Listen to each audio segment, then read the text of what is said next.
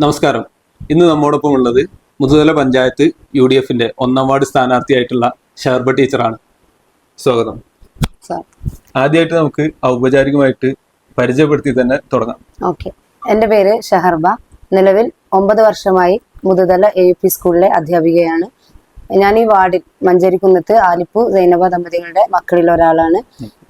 കോരക്കോട്ടിൽ Naushad K മോനാണ് എന്നെ വിവാഹം ചെയ്തിട്ടുള്ളത്. 3 മക്കളാണ്. ഇപ്പൊ സ്കൂളിൽ അധ്യാപികയായിട്ട് വർക്ക് ചെയ്യണമെന്ന് പറഞ്ഞു. അപ്പോൾ വിദ്യാഭ്യാസ കാലങ്ങളൊക്കെ എവിടെയായിരുന്നു പഠിച്ചിട്ടുള്ളതൊക്കെ? എൻ്റെ പ്രാഥമിക വിദ്യാഭ്യാസ കാലഘട്ടമൊക്കെ ഈ മുതുതല പഞ്ചായത്തിൽ തന്നെയാണ്. LP UP high school higher secondary ഒക്കെ ഞാൻ ഈ മുതുതല പഞ്ചായത്തിനുള്ളിലാണ് പഠിച്ചത്. അതിനപ്പുറത്ത് കോളേജ് വിദ്യാഭ്യാസം കോഴിക്കോട് ഫറൂഖാബാദിലാണ്. അതിനുശേഷം BEd ചെയ്തത് സലഫിയ ട്രെയിനിങ് കോളേജ് കരിങ്ങനാട്. ഇപ്പോ ഫറൂഖ് കോളേജിലാണ് കോളേജ് കാലഘട്ടം എന്ന് പറഞ്ഞു. അപ്പൊ ആ ഒരു കോളേജ് ലൈഫിന് ശേഷം ഇത്ര വർഷങ്ങൾക്ക് ശേഷം ഈ ഒരു വാർഡിലെ മെമ്പർ സ്ഥാനത്തേക്ക് എങ്ങനെയാണ് മത്സരത്തിനെത്തിയത്? ഞാൻ ഈ വാർഡിൽ മത്സരിക്കുക എന്ന് പറയുമ്പോൾ ഞാൻ ഈ നാടിന്റെ മകളും മരുമകളുമാണ്. അപൂർവമായിട്ട് ചിലർക്ക് കിട്ടുന്ന ഒരു സൗഭാഗ്യമാണത്. അതുകൊണ്ട് തന്നെ ഈ നാട്ടിൽ പിച്ച വെച്ച് വളർന്ന് എൻ്റെ പ്രാഥമിക വിദ്യാഭ്യാസം ഒക്കെ ഈ നാട്ടിലായിരുന്നു. അപ്പൊ ഈ ജനങ്ങളെ ഞാൻ കണ്ടുകൊണ്ടിരിക്കുന്ന ജനങ്ങളാണ്. അപ്പൊ അവർക്കിടയിൽ പ്രവർത്തിക്കുക എന്നുള്ളത് എൻ്റെ എക്കാലത്തെയും വലിയൊരു ആഗ്രഹമാണ്. നമ്മളിപ്പോൾ എത്ര ഉയരത്തിലെത്തിയാലും നമ്മൾ അടിസ്ഥാനപരമായിട്ട് അടിത്തട്ടിൽ നിന്ന് മത്സരിക്കുമ്പോഴാണ് അവരുടെ സങ്കടങ്ങളും പ്രയാസങ്ങളും മനസ്സിലാകുമ്പോഴാണ് നമ്മൾ യഥാർത്ഥ ഒരു മത്സര രംഗത്ത് മത്സരിക്കുന്ന പ്രതീതി ഉണ്ടാകുന്നത്. അതുകൊണ്ട് തന്നെ അടിത്തറയില്ലാത്ത ഒരു എന്ന് പറയുന്നത് അടിത്തറയില്ലാത്ത വീട് പോലെയാണെന്ന വിശ്വാസത്തിൽ നിന്നുകൊണ്ടാണ് ഞാൻ ഈ മത്സര രംഗത്തേക്ക് ഇറങ്ങാൻ ഉദ്ദേശിച്ചത്. ഒരു സ്ഥാനാർത്ഥിയാവുമ്പോൾ നമ്മൾ ഈ വാർഡിനെ പറ്റിയിട്ട് നല്ല ആഴത്തിൽ അറിയണം. ഈ വാർഡിനെ പറ്റിയിട്ട് നിങ്ങൾ പഠിച്ചപ്പോൾ മനസ്സിലാക്കിയിട്ടുള്ള ഈ വാർഡിന്റെ സ്ട്രെങ്ത്, അതായത് നമ്മൾ ഈ ശക്തികൾ, അതുപോലെ തന്നെ ഈ വാർഡിന്റെ വീക്ക്നെസ് എന്തൊക്കെയാണെന്നാണ് താങ്കൾ മനസ്സിലാക്കിയിട്ടുള്ളത്? ഈ വാർഡിനെ കുറിച്ച് പറയുമ്പോൾ ഇതിന്റെ സ്ട്രെങ്ത് എന്ന് പറയുന്നത്, ഇതിന്റെ ശക്തി എന്ന് പറയുന്നത് ഇവിടുത്തെ ഒരു കൂട്ടായ്മയാണ്. വ്യത്യസ്ത കുടുംബങ്ങള് തറവാടുകളൊക്കെ അടങ്ങുന്ന ഒരു വാർഡാണിത്. അപ്പോൾ ഈ വ്യത്യസ്ത ജനവിഭാഗങ്ങള് മതവിഭാഗങ്ങള് രാഷ്ട്രീയ അഭിപ്രായങ്ങള് ഭിന്നതകളുള്ളവരൊക്കെ ഒരുമിച്ച് കൂടി ഈ ഒരു വാർഡായാലും തന്നെ എന്തൊരു കാര്യം വരുമ്പോഴും അവരുടെ ഒരു കൂട്ടായ്മ, അവരുടെ ഒരു സഹകരണ മനോഭാവം, അതൊക്കെ തന്നെയാണ് ഈ നാടിന്റെ ഒരു സ്ട്രെങ്ത് എന്ന് പറയുന്നത്. അതുപോലെ തന്നെ ഇതിന് ബലഹീനത എന്ന് പറയാൻ അതിന് മാത്രം ബലഹീനതയൊന്നും ഇവിടെ ഞാൻ കണ്ടിട്ടില്ല. എങ്കിൽ കൂടി നമ്മുടെ ഭരണസമിതിക്ക് ഓപ്പോസിറ്റ് ആയിട്ടുള്ള ഒരാളാണ് ഈ വാർഡിന്റെ മെമ്പർ എന്ന നിലയിൽ പല ഫണ്ടുകളും കിട്ടാതിരിക്കുകയും പല സ്ട്രീറ്റ് ലൈറ്റുകൾ അതുപോലെ തന്നെ ഊടുവഴികളൊക്കെ നേരെയാക്കാൻ വേണ്ടിയിട്ട് ഞാൻ നേരത്തെ പറഞ്ഞിട്ടുള്ള നമ്മളൊരു സ്ട്രെങ്ത് ഉണ്ടല്ലോ, ആ ഒരു കൂട്ടായ്മ വളരെയധികം ഉപകാരപ്പെട്ടിട്ടുണ്ട്. ആ ഒരു നിലക്കുള്ള ചെറിയ രീതിയിലുള്ള ആ ഫണ്ട് കിട്ടാത്ത ഒരു ബുദ്ധിമുട്ട്, അത് മാത്രമുള്ള ഒരു ബലഹീനതയായിട്ട് ഞാൻ കാണുന്നത്. അത് ഈ നാടിന്റെ ബലഹീനതയല്ല, അതൊരു ഭരണരംഗത്ത് അവര് എതിർ മെമ്പറോട് സ്വീകരിക്കുന്ന ഒരു സമീപനമായിട്ടാണ് എനിക്ക് തോന്നിയിട്ടുള്ളത്. എന്നിരുന്നാലും ഇതൊക്കെ നമ്മൾ ഈ ഒരു കൂട്ടായ്മ കൊണ്ട് പല സമയത്തും പല കാലങ്ങളിലായിട്ട് മറികടന്നിട്ടുണ്ട്. അത് ശരിയാണ്. നമ്മളെ ബാബു മെമ്പർ ആയിരിക്കുമ്പോൾ പലതവണ പറയുന്നത് കേട്ടിട്ടുണ്ട്. നമ്മുടെ പഞ്ചായത്തിൽ ഏറ്റവും കൂടുതൽ സ്ട്രീറ്റ് ലൈറ്റുകൾ ഉള്ളത് ഈ 1ാം വാർഡിലാണ്. അത് പക്ഷെ പഞ്ചായത്തിൽ നിന്ന് കിട്ടിയ ഫണ്ട് കൊണ്ട് മാത്രമല്ല എന്നും പലതവണ മെൻഷൻ ചെയ്തിട്ടുണ്ട്. കാരണം നാട്ടിലുള്ള ആളുകളിൽ നിന്നൊക്കെ മാക്സിമം ഫണ്ട് കളക്ട് ചെയ്തിട്ട്, കാരണം പല ആളുകളും നല്ല രീതിയിൽ പൊതുകാര്യങ്ങൾക്ക് സഹകരണ മനോഭാവമുള്ള ആളുകളുണ്ട്. അവരിന്നൊക്കെ ഫണ്ട് കളക്ട് ചെയ്തിട്ടാണ് ഈ കാര്യങ്ങളൊക്കെ ചെയ്തിട്ടുള്ളതെന്ന് പറഞ്ഞിട്ടുണ്ട്. കാരണം ഒരു മെമ്പർ എന്നുള്ളതിന്റെ അപ്പുറത്ത് ആ ഒരു രീതിക്ക് ചെയ്യാൻ കഴിഞ്ഞിട്ടുണ്ട്. അതാണ് നമ്മുടെ വാർഡിന്റെ യൂണിറ്റി എന്ന് പറയുന്നത്. അതൊരു വലിയ സ്ട്രെങ്ത് തന്നെയാണ്. തീർച്ചയായും ബാബു ഈ ചെയ്തുകൊണ്ടിരിക്കുന്ന ഈ ജനസേവനം ഉണ്ടല്ലോ, അതിന്റെ ഒരു കണ്ടിന്യൂഷൻ എന്നുള്ള രീതിയിൽ നിങ്ങളും ജനസേവനം എന്നാണല്ലോ നിങ്ങൾ മുദ്രാവാക്യം. അപ്പോൾ ഈ ഒരു ജനസേവനത്തിൽ ഇപ്പൊ നിങ്ങളുടെ മുൻപരിചയങ്ങൾ രാഷ്ട്രീയത്തിലോ ഇതുപോലുള്ള ജനസേവനത്തിലോ സാമൂഹിക പ്രവർത്തനത്തിലോ ഉള്ള എന്തൊക്കെ മുൻപരിചയങ്ങളാണ് ഉള്ളത്? ബാബുവിനെ കുറിച്ച് പറഞ്ഞല്ലോ. ബാബു എൻ്റെ അനിയനാണ്, ഭർത്താവിന്റെ അനിയനാണ്. അപ്പൊ ഈ ഇതിന്റെ ഒരു ഉത്തരം പറയാൻ കേട്ടോ. പ്രചരണ സമയത്ത് ഞങ്ങൾ പല വീടുകളിലും ഒരുമിച്ചാണ് വോട്ടഭ്യർത്ഥനയുമായിട്ട് ചെന്നത്. അപ്പൊ പല വീടുകളിൽ നിന്നും അവനോടുള്ള സമീപനം, അവനോടുള്ള അവരുടെ സ്വീകാര്യത, അവരുടെ കണ്ണിലെ പ്രതീക്ഷകൾ, അതൊക്കെ കണ്ടപ്പോൾ ഞാൻ അറിഞ്ഞതാണ് ഈ ബാബു കഴിഞ്ഞ 5 വർഷങ്ങളിൽ അവരുമായിട്ട് ഏത് നിലക്കാണ് പ്രവർത്തിച്ചിരുന്നു എന്നുള്ളത്. അപ്പൊ അതിൻ്റെ ഒരു തുടർച്ച വേണം എന്ന് എനിക്ക് അതിയായ ആഗ്രഹമുണ്ട്. അതുപോലെ തന്നെ ഈ ജനസേവനം എന്ന് പറയുന്നത് ഞാൻ പറയുന്നത് കൊണ്ടല്ല, അതിൻ്റെ ഒരു പ്രവർത്തന പാരമ്പര്യം കഴിഞ്ഞ വർഷങ്ങളിലായിട്ട് ഞാൻ ഈ ജനസേവന രംഗത്ത് സജീവമായിട്ടുണ്ടായിരുന്നു.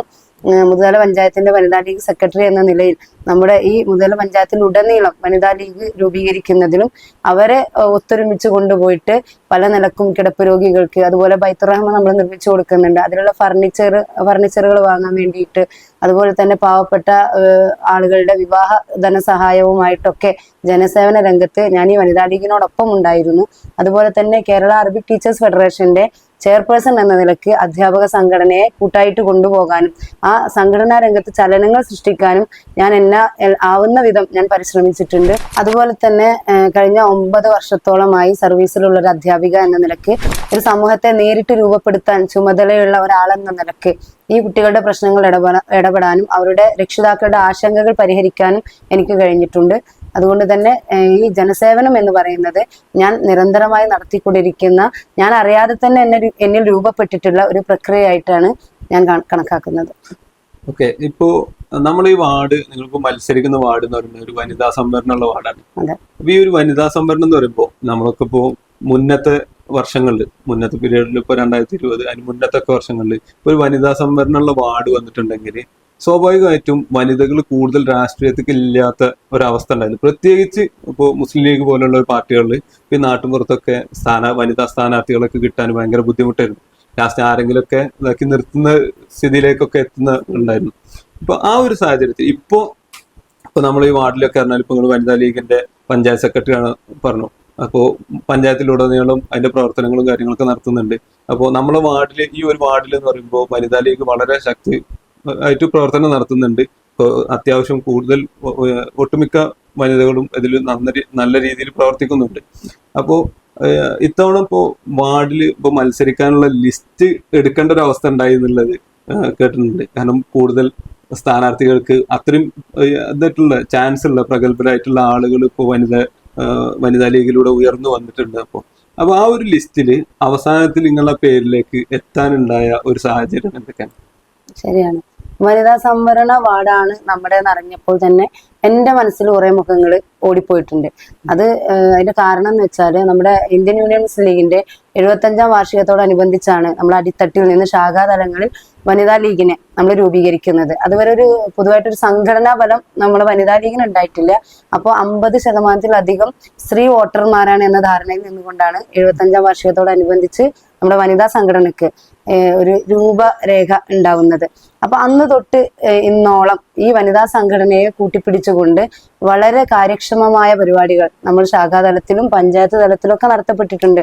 അതുകൊണ്ടായിരിക്കാം പല സ്ത്രീകളും, ഒതുങ്ങിക്കൂടിയിരുന്ന പല സ്ത്രീകളും പൊതുരംഗത്തേക്ക് വരികയും അവരുടെ കഴിവുകൾ പ്രകടമാക്കുകയും ചെയ്യാനുള്ള ഒരു അവസരം അവർക്ക് ഈ വനിതാ ലീഗ് മുഖേന ലഭിച്ചിട്ടുണ്ട്. അങ്ങനെ ഒരു സാഹചര്യത്തിൽ നിന്നുകൊണ്ട് പറയുമ്പോൾ വനിതാ സംവരണം എന്നൊരു ഓപ്ഷൻ വന്നപ്പോൾ പല മുഖങ്ങള് എന്റെ മനസ്സിലൂടെ തന്നെ ഓടിപ്പോയി. അപ്പൊ പിന്നെ ഈ സ്ഥാനാർത്ഥി നിർണയ ചർച്ച വരുമ്പോൾ എല്ലാവർക്കും അങ്ങനെ പല മുഖങ്ങളും പല ആളുകളുടെ മനസ്സിലും വന്നിട്ടുണ്ടാവണം. ഞാൻ ഈ സ്ഥാനാർത്ഥി ഇതിൽ വരുന്നത് നമ്മുടെ പാർട്ടിയാണല്ലോ ഔപചാരികമായിട്ട് സ്ഥാനാർത്ഥിയെ നിശ്ചയിക്കേണ്ടതും നിർണയിക്കേണ്ടതും ഒക്കെ. അപ്പോൾ അച്ചടക്കമുള്ള ഒരു പാർട്ടി പ്രവർത്തക എന്ന നിലയിൽ പാർട്ടി പറഞ്ഞു, ഞാൻ അനുസരിച്ചു. താങ്കളിപ്പോ മത്സരിക്കുന്നത് സ്ഥിരമായിട്ട് UDF-ന്റെ ഒരു വാർഡാണ്. മുസ്ലിം ലീഗ് സ്റ്റാർട്ടിങ് മുതൽ, ഈ വാർഡ് ആരംഭിച്ച മുതൽ UDF-ന്റെ മെമ്പർമാർ മാത്രമുള്ള വാർഡാണ്. ഇപ്പൊ ഈ ഒരു മത്സരത്തിൽ താങ്കൾ മെമ്പറായിട്ട് തെരഞ്ഞെടുക്കപ്പെട്ടാൽ അടുത്ത 5 വർഷത്തിൽ നിങ്ങൾ നടപ്പിലാക്കാൻ പോകുന്ന പ്രധാന പദ്ധതികൾ എന്തൊക്കെയാണ്? ഈ ജനങ്ങൾക്ക് വേണ്ടി നടപ്പിലാക്കാൻ പോകുന്ന ഈ വാർഡിലെ പദ്ധതികൾ എന്തൊക്കെയാണ് താങ്കൾക്ക് ജനങ്ങളോട് പറയാനുള്ളത്? എനിക്ക് ഞാനൊരു മെമ്പറായിട്ട് വരുമ്പോൾ നടപ്പിലാക്കാൻ പറ്റുന്ന എൻ്റെ കഴിഞ്ഞ കാല മെമ്പർമാരൊക്കെ വളരെയധികം വികസനം കൊണ്ടുവന്നിട്ടുള്ള ഒരു വാർഡ് തന്നെയാണ്. അതിൽ തന്നെയാണ് ഞാൻ മത്സരിക്കുന്നത്. എങ്കിൽ കൂടിയിട്ട് അടിസ്ഥാന സൗകര്യങ്ങളുടെ കാര്യത്തിൽ ഒന്നുകൂടി ഊന്നൽ നൽകാനും, അതുപോലെ തന്നെ ആരോഗ്യക്ഷേമ കാര്യങ്ങളിൽ ശുദ്ധജലം ഉറപ്പാക്കുന്ന കാര്യത്തിൽ ധാരാളം കുടുംബിനികൾ വെള്ളം അപൂർവമായിട്ട് ചില ഏരിയകളിലൊക്കെ ശുദ്ധജലത്തിന്റെ അപാകതയുണ്ട്, അത് ഉറപ്പാക്കുന്നതിന് വേണ്ടിയിട്ട്, അതുപോലെ തന്നെ കർഷകർക്കൊപ്പം നിന്നുകൊണ്ട്, വയോജനങ്ങളോടൊപ്പം നിന്നുകൊണ്ട്, വിദ്യാർത്ഥി സമൂഹത്തിനൊപ്പം നിന്നുകൊണ്ട്, കുട്ടികൾക്കൊപ്പം, സ്ത്രീകൾക്കൊപ്പം നിന്നുകൊണ്ട്. കാരണം സ്ത്രീകളാണ് ഈ നമ്മുടെ വാർഡിലുള്ള 1468 വോട്ടർമാരിൽ 744 പേരും സ്ത്രീകളാണ്. അപ്പോൾ തൊഴിലില്ലാത്ത സ്ത്രീകളുണ്ട് വീടുകളിൽ, തൊഴിലില്ലാത്ത മക്കളൊക്കെ സ്കൂളിൽ പോയി കഴിഞ്ഞാൽ ബാക്കിയുള്ള സമയം ഇങ്ങനെ വെറുതെ കഴിക്കുന്ന സ്ത്രീകളുണ്ട്. അപ്പൊ അവരെയൊക്കെ കൂട്ടിപ്പിടിച്ചുകൊണ്ട് അവർക്കൊരു തൊഴിലവസരം സൃഷ്ടിക്കുക, കൂട്ടമായിട്ട് എന്തെങ്കിലും സംരംഭങ്ങൾ തുടങ്ങുക, അവരെ കൂടി അവർക്കൊരു വേതനം കിട്ടുന്ന രീതിയിൽ അവരൊന്ന് ഉഷാറാക്കി എടുക്കുക എന്നുള്ളതൊക്കെ എൻ്റെ ഒരു സ്വപ്നമാണ്. അത്തരം രീതിയിലുള്ള നല്ല ഈ കാലോചിതമായ മാറ്റങ്ങളിലൂടെ ഈ വാർഡിന്റെ വികസനം ഉറപ്പാക്കുന്നതിന് വേണ്ടിയിട്ടുള്ള പരിശ്രമങ്ങൾ തീർച്ചയായും എൻ്റെ ഭാഗത്തു നിന്നുണ്ടാകും. ഓക്കെ, ഇതിലിപ്പോ ആദ്യം പറഞ്ഞ അടിസ്ഥാന സൗകര്യങ്ങൾ, ഇപ്പൊ നമ്മളിതിൽ നോക്കുകയാണെങ്കിൽ ഇപ്പൊ അടിസ്ഥാന സൗകര്യങ്ങൾ എന്ന് പറയുന്നത് ഇപ്പൊ നമ്മള് മെയിൻ ആയിട്ട് റോഡ്, അതുപോലെ കുടിവെള്ളം, സ്ട്രീറ്റ് ലൈറ്റുകൾ, ഇങ്ങനെയൊക്കെയുള്ള കാര്യങ്ങൾ. ഇതിലിപ്പോ കാലോചിതമായിട്ട് ഇപ്പൊ എത്രയും പെട്ടെന്ന് എങ്ങനെയാണ് ഈ ഒരു അടിസ്ഥാന സൗകര്യങ്ങളിലുള്ള വികസനം ഉറപ്പാക്കാൻ ഉദ്ദേശിക്കുന്നത്? ഏറ്റവും കൂടുതൽ ഉൾറോഡുകളുള്ള ഒരു പ്രദേശമാണ് നമ്മളെ 1-ാം വാർഡ്. നമ്മുടെ പ്രധാനപ്പെട്ട റോഡ് PMGSY പദ്ധതി ഉപയോഗിച്ചിട്ട് നമ്മൾ മാഞ്ഞാമ്പ്ര ആ ഭാഗത്തുള്ള റോഡ് ഇത് പൂർത്തിയാക്കിയിട്ടുണ്ട്. അതിന് കുറച്ച് കഴിഞ്ഞാൽ PWD ആവും. അതുപോലെ തന്നെ നമ്മളെ ഉൾറോഡുകൾ, ഊടുവഴികളൊക്കെ പഞ്ചായത്ത് ഫണ്ട് ഉപയോഗിച്ചിട്ട് നവീകരിക്കാൻ ശ്രമിക്കും. അതുപോലെ തന്നെ നമ്മുടെ ബ്ലോക്ക്, ജില്ലാ പഞ്ചായത്ത് മെമ്പർമാരെ, അതുപോലെ തന്നെ MLA MP അവരുടെയൊക്കെ ഫണ്ട് ഉപയോഗിച്ചിട്ട് ഈ റോഡ് വികസനത്തിനുള്ള കാര്യങ്ങളുമായിട്ട് മുന്നോട്ട് പോകും. അതുപോലെ ശുദ്ധജല പദ്ധതിക്ക് വേണ്ടിയിട്ട് 3 പഞ്ചായത്തുകൾ അടങ്ങുന്ന ഒരു പദ്ധതി ഇപ്പൊ നിലവിലുണ്ട്. അതിന്റെ നമുക്ക് ഈ വീട് കണക്ഷനുകളിലൊക്കെ നിലവാരമില്ലാത്ത പൈപ്പുകളൊക്കെ ആയതുകൊണ്ട് പൊട്ടിപ്പോയിട്ടുണ്ട്. അത് കാലോചിതമായിട്ട് അധികാരികളുടെ ശ്രദ്ധയിൽപ്പെടുത്തും. ഇതൊക്കെയാണ് വികസനത്തിന്റെ തുടർച്ച എന്നോണം ഞാനിപ്പോ ചെയ്യാൻ ഉദ്ദേശിക്കുന്ന, ജനങ്ങളുടെ ശ്രദ്ധയിൽ കൊണ്ടുവരാൻ ഉദ്ദേശിക്കുന്ന കാര്യങ്ങൾ. അതോടൊപ്പം തന്നെ വളരെയേറെ സ്ട്രീറ്റ് ലൈറ്റുകളുള്ള ഒരു വാർഡാണ് നമ്മുടേത്. സാധാരണ പഞ്ചായത്തിൽ നിന്ന് ഫണ്ട് വരുന്നതിലപ്പുറത്ത് ജനപങ്കാളിത്തം കൊണ്ടാണ് അതൊക്കെ നമുക്ക് സാധിക്കാൻ കഴിഞ്ഞിട്ടുള്ളത്. അപ്പൊ അത്തരത്തിൽ ഇനിയും ജനപങ്കാളിത്തത്തോട് കൂടിയിട്ട് ഈ സ്ട്രീറ്റ് ലൈറ്റ് സംവിധാനങ്ങളൊക്കെ കൊണ്ടുവരാൻ തീർച്ചയായിട്ടും പരിശ്രമം ഉണ്ടാവും. ഇപ്പൊ നേരത്തെ പറഞ്ഞു നമ്മുടെ വാർഡില് ഏകദേശം 1468 വോട്ടേഴ്സ് ഉണ്ട്. അതില് പകുതിയിലധികം, ഏകദേശം 744 വോട്ടേഴ്സും സ്ത്രീകളാണെന്ന്. അതുപോലെ തന്നെ ഉള്ളൊരു ഇതാണ് നമ്മുടെ നാട്ടിലുള്ള യുവാക്കള്, കുട്ടികളും ഇതൊക്കെ സ്റ്റുഡൻസ് കാര്യങ്ങൾ. അപ്പോൾ ഇവർക്കൊക്കെ എന്തെങ്കിലും പ്രത്യേക തരത്തിലുള്ള എന്തെങ്കിലും പദ്ധതികളോ കാര്യങ്ങളൊക്കെ ഇപ്പൊ നേരത്തെ സ്കിൽ ഡെവലപ്മെന്റിന്റെ ഒക്കെ പറഞ്ഞു. അപ്പോൾ നമ്മുടെ നാട്ടിൽ തന്നെ നമ്മളൊരു പറഞ്ഞാൽ കുറെ അധ്യാപകരാണെങ്കിലും മറ്റെല്ലാ പ്രൊഫഷനിലുള്ള എക്സ്പേർട്സ് നമ്മുടെ നാട്ടിലുണ്ട്. അപ്പോൾ ഇവരൊക്കെ ഉപയോഗപ്പെടുത്തിയിട്ട് എന്തെങ്കിലും പ്രത്യേക പദ്ധതികളോ എന്തെങ്കിലും വാഗ്ദാനങ്ങളോ ഒക്കെ കൊടുക്കാനുണ്ടോ? നമ്മുടെ നാട്ടിലെ വിദ്യാർത്ഥികൾക്ക് നമ്മുടെ നാട്ടിലുള്ള ഒരുപാട് അധ്യാപകരുള്ള ഒരു പ്രദേശമാണിത്. അതുപോലെ തന്നെ വിവിധ പ്രൊഫഷണലി വർക്ക് ചെയ്യുന്ന ഒരുപാട് ആളുകൾ നമ്മുടെ ഈ നാട്ടിലുണ്ട്. അപ്പൊ അവരൊക്കെ ഉൾപ്പെടുത്തിക്കൊണ്ട് നമ്മുടെ ഈ നാട്ടിലുള്ള വിദ്യാർത്ഥി സമൂഹത്തെ ഉയർത്തിക്കൊണ്ടുവരാൻ അവർക്ക് കരിയർ ഗൈഡൻസ് ക്ലാസ് ആണെങ്കിലും അതുപോലെ തന്നെ മോട്ടിവേഷൻ ക്ലാസ്സുകളാണെങ്കിലും അവർക്ക് ആവശ്യമായ വിദ്യാഭ്യാസ രംഗത്ത് അവർക്ക് ആവശ്യമായിട്ടുള്ള എല്ലാ സഹായങ്ങൾക്കും നമ്മുടെ ഈ നാട്ടിലുള്ള ആളുകളെ കൊണ്ട് അവരെ കൂട്ടിയോജിപ്പിച്ചിട്ട് കൊണ്ടുള്ള അവരുടെ ഉന്നമനത്തിന് വേണ്ടിയുള്ള പ്രവർത്തനങ്ങൾക്ക് മുന്നിൽ നിൽക്കും എന്നാണ് പറയാനുള്ളത്. അതുപോലെ തന്നെ നേരത്തെ പറഞ്ഞല്ലോ, തൊഴിൽരഹിതരായ സ്ത്രീകൾക്ക് ഈ ഒരു സംരംഭത്തിന് ഇറങ്ങണമെങ്കിൽ അവർക്കൊരു സ്കില്ല് വേണം. അതുപോലെ തന്നെ നമ്മുടെ നാട്ടിലുള്ള പ്രധാന 2 ക്ലബ്ബുകളാണ് സൺറൈസും കോസ്കോയും. ഇവയ്ക്ക് രണ്ടിനും കേരള സർക്കാരിന്റെ യുവജന ക്ഷേമ ബോർഡും അതുപോലെ തന്നെ കേന്ദ്ര സർക്കാരിന്റെ നെഹ്റു യുവ കേന്ദ്ര ഇതും 2 രജിസ്റ്റേർഡ് ക്ലബ്ബുകളാണ്. അപ്പൊ ഇതിൽ നിന്നുള്ള ധാരാളം സ്കില്ലുകള് ഒക്കെ ഈ സ്ത്രീകളോട് കുട്ടികളോടൊക്കെ ഒപ്പം നിന്നുകൊണ്ട് ഇതുമായി ബന്ധപ്പെട്ടിട്ട് നടത്താൻ ശ്രമിക്കും. അതുവഴി അവർക്ക് കിട്ടുന്ന ലോണുകൾ കാര്യങ്ങൾ ഒക്കെ കൊണ്ട് ഇവരുടെ പുതിയ സംരംഭങ്ങൾക്കുള്ള വഴിയൊരുക്കും. അതല്ല എന്നുണ്ടെങ്കിൽ ഇതിലൂടെ അവരുടെ സ്കില്ല് ഡെവലപ്പായിട്ട് അവരെന്നെ ഒരു ജോലി കണ്ടെത്താൻ ശ്രമിക്കും. അതിനപ്പുറം അത് കഴിഞ്ഞിട്ടില്ല എന്നുണ്ടെങ്കിൽ അവർക്ക് അതിന് വേണ്ടിയിട്ടുള്ള സഹായങ്ങൾ എൻ്റെ ഭാഗത്തു നിന്നുണ്ടാകും ഒരു മെമ്പർ എന്ന രീതിയിൽ. അത് ശരിയാണ്. കാരണം നമ്മളിപ്പോ ഈ നെഹ്റു കേന്ദ്ര അല്ലെങ്കിൽ യുവജനക്ഷേമ ബോർഡ് ഇത് ത്രൂ ഒക്കെ നമുക്ക് കുറെ ഗ്രാൻഡുകൾ സംഭവം വരുന്നുണ്ട്. ഇപ്പൊ ക്ലബുകൾക്കും മറ്റ് യുവജന പ്രോഗ്രാമുകൾക്കും സ്കിൽ ഡെവലപ്മെന്റ് പ്രോഗ്രാംസിനൊക്കെ. ഇപ്പോൾ മുമ്പൊക്കെ സ്കിൽ ഡെവലപ്മെന്റിനുള്ള സംഭവങ്ങളായിട്ട് സ്ത്രീകൾക്കൊക്കെ പ്രത്യേകമായിട്ട് നെഹ്റു കേന്ദ്രങ്ങളൊക്കെ പ്രോഗ്രാംസ് ഒക്കെ സംഭവം വരുന്നുണ്ട്. പക്ഷെ നമുക്ക് പല പരിമിതികളുകൊണ്ടും ഇവിടെ പല ക്ലബുകൾ യൂസ് ചെയ്യുന്നില്ല.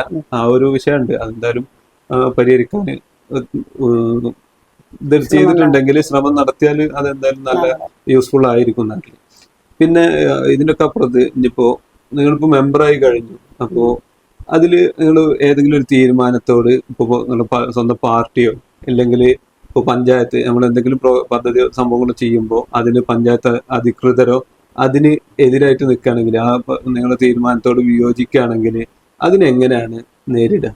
അതെങ്ങനെയാണ് അതിന് ആ ഒരു പ്രശ്ന പരിഹാരത്തിനോ അല്ലെങ്കിൽ ആ ഒരു പദ്ധതി നിങ്ങളുടെ രീതിയിൽ നടപ്പിലാക്കാനോ അല്ലെങ്കിൽ അതിനെങ്ങനെ പ്രാവർത്തികമാക്കാനാണ് ശ്രമിക്കുക? എന്നെ സംബന്ധിച്ചിടത്തോളം എനിക്ക് മത്സരിക്കാൻ അവസരം തന്ന എന്റെ പാർട്ടിയും മുന്നണിയും അതുപോലെ തന്നെ ഞാൻ പ്രതിനിധീകരിക്കുന്ന എന്റെ ജനങ്ങളുമാണ് പരമാധികാരികൾ. അപ്പൊ ഒരു വാർഡ് മെമ്പർ എന്ന നിലയ്ക്ക് ഞാൻ എടുക്കുന്ന തീരുമാനങ്ങൾ ഓരോന്നും എന്റെ വാർഡിലെ ജനങ്ങളുടെ ക്ഷേമത്തിനും അവരുടെ ഉന്നതിക്കും വേണ്ടിയിട്ടുള്ളതായിരിക്കും. അപ്പൊ ആ ഒരു രീതിയിൽ നേതൃത്വ പാർട്ടിയിൽ നിന്നോ അതുപോലെ തന്നെ പഞ്ചായത്ത് അധികാരികളിൽ നിന്നോ ഒരു പ്രശ്നം വരുമ്പോൾ സമാധാനപൂർണമായിട്ട് ഞാൻ അവരോട് ഈ ജനങ്ങളുടെ ക്ഷേമത്തിനുള്ളത് ന്യായമായ പക്ഷത്താണെങ്കിൽ സമാധാനപൂർണമായിട്ട് ഞാൻ അവരുമായിട്ട് ചർച്ച നടത്തും.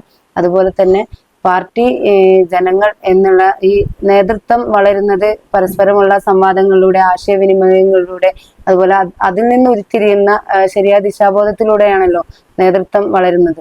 അപ്പൊ അത്തരത്തിലുള്ള ഈ എന്റെ തീരുമാനത്തോട് അവർ വിയോജിക്കുകയാണെങ്കിൽ കൂട്ടായ സംവാദത്തിലൂടെ, കൂട്ടായ ആശയവിനിമയത്തിലൂടെയൊക്കെ അതിനൊരു പരിഹാരം കാണാൻ പാർട്ടിയുടെ ഒപ്പം നിന്നുകൊണ്ട് ഞാൻ ശ്രമിക്കും.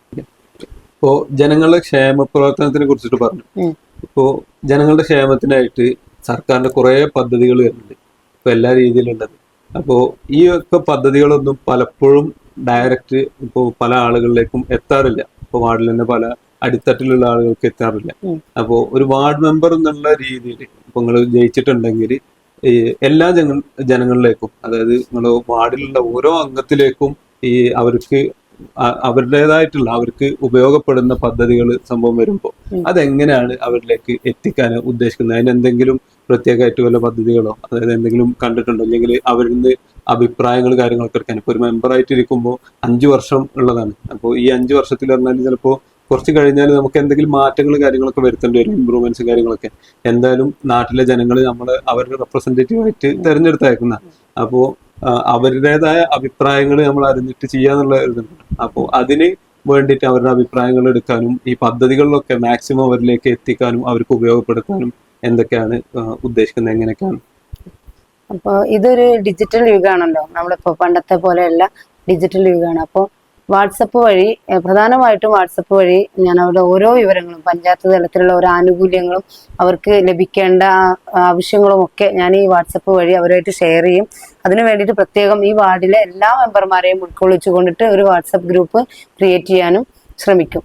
അതുപോലെ തന്നെ അവർക്ക് പ്രചരണ സമയത്ത് കൊടുത്തൊരു വാക്കാണ്, അവർക്ക് ഒരിക്കലും എന്നെ തേടി വരേണ്ടി വരില്ല, ഞാൻ അവരിലേക്ക് നിരന്തരം എത്തിക്കൊണ്ടിരിക്കും എന്നുള്ളത്. ആ വാക്ക് പൂർണ്ണമായിട്ടും ഞാൻ പാലിക്കും.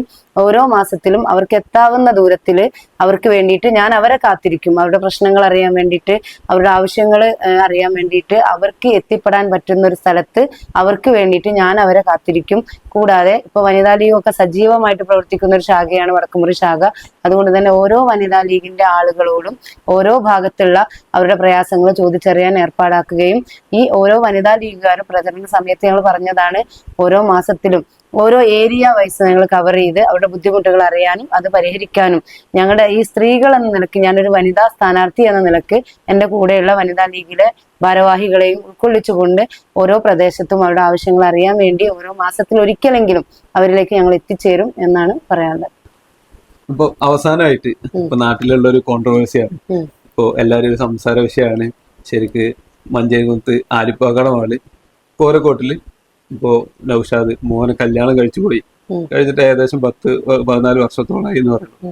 അപ്പോ കോരക്കോട്ടേക്ക് കല്യാണം കഴിച്ച ആളെങ്ങനെയാണ് ഇപ്പോ വോട്ടർ പട്ടികത്തിന്റെ പേര് വന്നപ്പോ, അതായത് സ്ഥാനാർത്ഥിയായിട്ട് പേര് വന്നപ്പോ മഞ്ചേരികുന്നത്ത് ഷാർബ ടീച്ചർ അല്ലെങ്കിൽ MK ഷാർബ ടീച്ചർ എന്ന് പറഞ്ഞിട്ട് വരുന്നതെന്നുള്ളത്, അതില് എന്താണ് ഒരു ക്ലാരിഫിക്കേഷൻ സംഭവം കൊടുക്കാനുള്ളത്?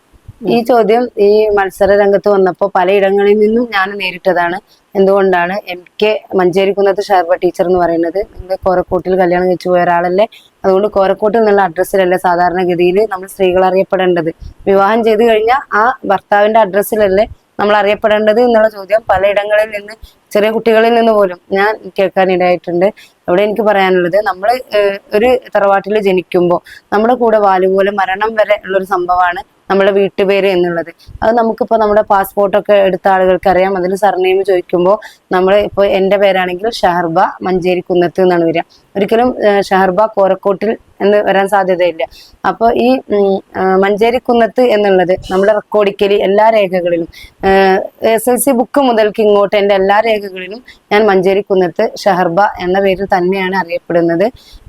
അതുപോലെ തന്നെ ചിലയിടങ്ങളിൽ ഈ സർനെയിം വെക്കുമ്പോൾ അതിൽ പിതാവിന്റെ പേരും കൂടി, കോഴിക്കോട് ഭാഗം ആ ഏരിയകളിലൊക്കെ പിതാവിന്റെ പേരും ചേർത്ത് പ്ലസ് നമ്മുടെ വീട്ടുപേരും കൂടി ചേർത്തിട്ടാണ് പറയുന്നത്. ഇപ്പൊ ഒരിക്കലും നമ്മുടെ സർനെയിം മാറില്ല. പകരം വിവാഹം കഴിയുമ്പോൾ നമ്മളെ പ്രസന്റ് അഡ്രസ്സാണ് മാറുന്നത്, നമ്മുടെ അഡ്രസ്സാണ് മാറുന്നത്. ഇപ്പൊ എന്റെ വീടിന് ഞാനിപ്പോ എന്റെ പേര് കൊടുക്കുകയാണ്, ഷഹർബ മഞ്ചേരി എന്ന് കൊടുത്താൽ നമ്മൾ പ്രസന്റ് അഡ്രസ്സിൽ ഇപ്പൊ നമുക്ക് ലെറ്റർ വരുമ്പോൾ, നമ്മൾ വല്ല നിയമ ഉത്തരവുകളൊക്കെ വരുമ്പോൾ പ്രസന്റ് അഡ്രസ്സ് കൊടുക്കുമ്പോൾ നമ്മൾ എവിടെയാണോ ഉള്ളത് ആ അഡ്രസ്സാണ് നമ്മൾ കൊടുക്കുക. അതാണ് പ്രസന്റ് അഡ്രസ്സ്.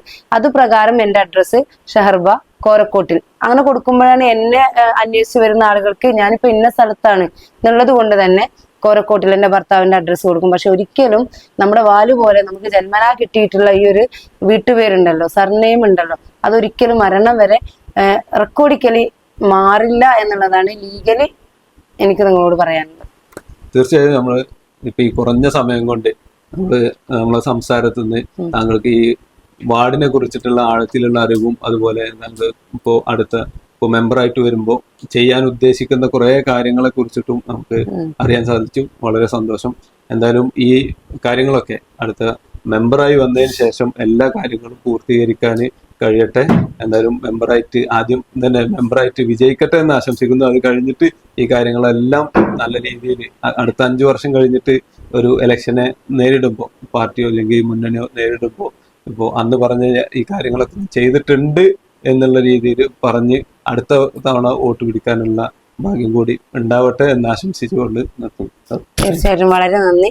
ഇത്ര സമയം എന്നോട് കൂടെ വളരെ അർത്ഥവത്തായ ചോദ്യങ്ങൾ ചോദിച്ചുകൊണ്ട് നിങ്ങളുടെ സമയം ചെലവഴിച്ചതിന് ഞാൻ തിരിച്ചും താങ്കളോട് നന്ദി പറയുകയാണ്. നമുക്ക് വീണ്ടും ഈ ഒരു നാട്ടിലെ വികസന പ്രവർത്തനങ്ങളുടെ കൂടി നമുക്ക് വീണ്ടും കണ്ടുമുട്ടാം. വീണ്ടും അതിനുള്ള ഭാഗ്യം ഉണ്ടാവട്ടെ. താങ്കളുടെ ഇന്റർവ്യൂ ഇതൊക്കെ ചെയ്ത് നടപ്പാക്കിയതിനു ശേഷവും ഇതുപോലെ താങ്കളോടൊത്തൊരു ഇന്റർവ്യൂ ചെയ്യാൻ ഭാഗ്യം ഉണ്ടാവട്ടെ എന്ന് മാത്രം പറയാം. നന്ദി.